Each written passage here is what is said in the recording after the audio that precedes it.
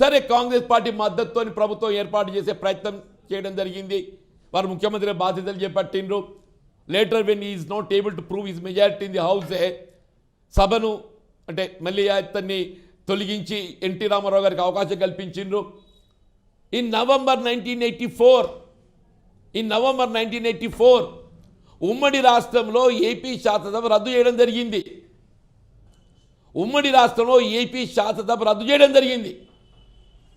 ఎప్పుడైతే ఉమ్మడి రాష్ట్రంలో ఏపీ శాసనసభ రద్దు చేయడం జరిగిందో దాని తదుపరి పరిణామాలలో 31st October madam Gandhi was assassinated. జాతీయ స్థాయిలో ఏదైతుందో ఇలా ప్రజాజీవితం ఇందిరాగాంధీ గారు లాంటి నాయకులు ఈ దేశ సమగ్రత కొరకు సమైక్యత కొరకు ప్రాణాలు త్యాగం చేసిన ఒక భావన ఉప్పొంగింది. అందులో నేను ఒకరిని. నేను మాజీ శాసనసభ్యుడిగా అప్పుడు కరీంనగర్ వెళ్ళి చొక్కారావు గారికి కాంగ్రెస్ పార్టీ టికెట్ ఇచ్చిండ్రే. ఎన్డీపీ ఏదైతుందో చెన్నారెడ్డి గారికి తెలుగుదేశం పార్టీ మద్దతు తెలిపింది. రాష్ట్రంలో మొత్తం తెలుగుదేశం పార్టీ ప్రభంజనం. కానీ నేను ఏదైతున్నదో చొక్కారావు గారి అభ్యర్థిత్వాన్ని సమర్థించే విధంగా 84 December as an ex MLA I joined into Congress party. ఇక చెప్పండి అంటున్నాను. నేను చంద్రబాబు నాయుడు గారి రాజకీయ అరంగేట్రం కాంగ్రెస్ పార్టీ. ఇవాళ ఆయన తెలుగుదేశం పార్టీ గుర్తిస్తున్నారు.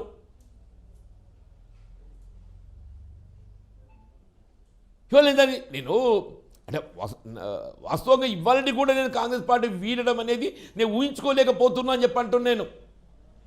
నేను ఇవ్వాలని కూడా కాంగ్రెస్ పార్టీ వీడడం ఊహించుకోలేకపోతున్నా అంటున్నాను. నేను పరిస్థితుల ప్రాబల్యం కాంగ్రెస్ పార్టీలో ఎప్పుడైతే చులకన చేయటం, మానసికంగా ఏదైతుందో ఇబ్బందులు గురి చేయటం. ఒకనాడు ఏదైతుందో కళ్యాణ్ గారు